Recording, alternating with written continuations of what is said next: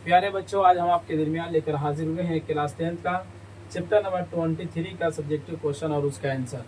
माकबर वाले सबक में हमने पढ़ा था मिर्ज़ा असदुल्ला खान गालिब साहब के बारे में पढ़ा था।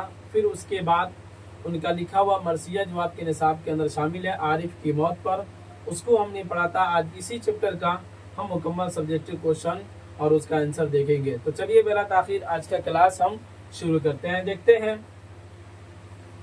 सबसे पहले नंबर में जिक्र किया है गजल की हैयत में गालिब की इस नज़म को आप क्या कहेंगे। क्या कहा बाबू कि गजल की हैयत में गालिब की इस नज़म को आप क्या कहेंगे। जैसे कि आपने देखा है कि गजल की हैयत में गजल के तौर तरीके पे गजल के निहज पर मिर्ज़ा गालिब साहब ने जो मरसिया लिखा है आपके निसाब के अंदर शामिल है, लेकिन वो जो मरसिया है वो गजल की हैयत में है।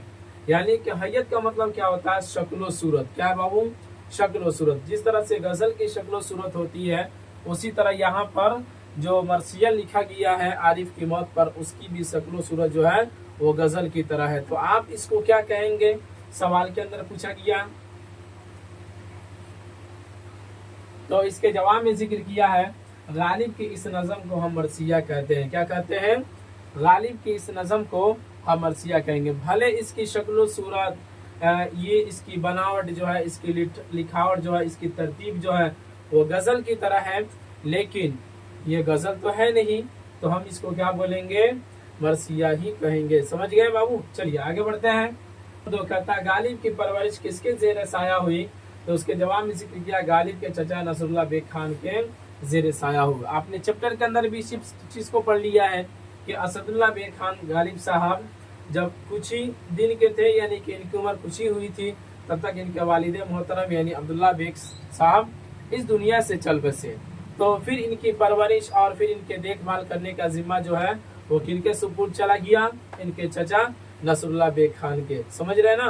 तो गोया के गालिब साहब जो है अपने चचा के साथ रहकर परवरिश पाए और फिर नशोनुमा पाए। समझ गए।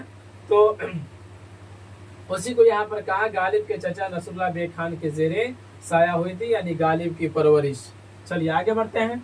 सवाल नंबर 3 कहता है गालिब का पूरा नाम क्या था। तो उसके जवाब में जिक्र किया असदुल्ला खान गालिब। क्या था, असदुल्ला खान था। असल इनका नाम क्या था, पूरा नाम असदुल्ला खान था, लेकिन इन्होंने अपना टाइटल और अपना तखल्लुस इन्होंने मिर्जा रख लिया था। ठीक है ना, मिर्जा गालिब ही अपना तखल्लुस रखे थे, गालिब इन्होंने अपना तखल्लुस रखा था। समझ गए।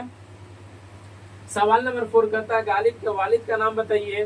तो इनके वालिद साहब का नाम क्या था, तो अब्दुल्ला बेग खान। इनके वालिद साहब का नाम क्या था, अब्दुल्ला बेग। और इनकी माँ का नाम क्या था, इज्जतुन्निसा। क्या था बाबू, इज्जतुन्निसा। यहाँ पे सवाल में नहीं जिक्र किया, लेकिन फिर भी हम आपको बता देते हैं। इनके वालिदा का नाम यानी इनकी माँ का नाम जो था इज्जतुन्निसा बेगम था, और इनके वालिद साहब का नाम जो था अब्दुल्ला बेग खान, और इनके चचा का नाम क्या था, नसरुल्लाह बेग खान। समझ गए। तो ये रहा आपके दरमियान मुख्तसर तरीन सवालात का 4 सवालात और उसके जवाब। उम्मीद करते हैं कि आपको समझ में आया होगा।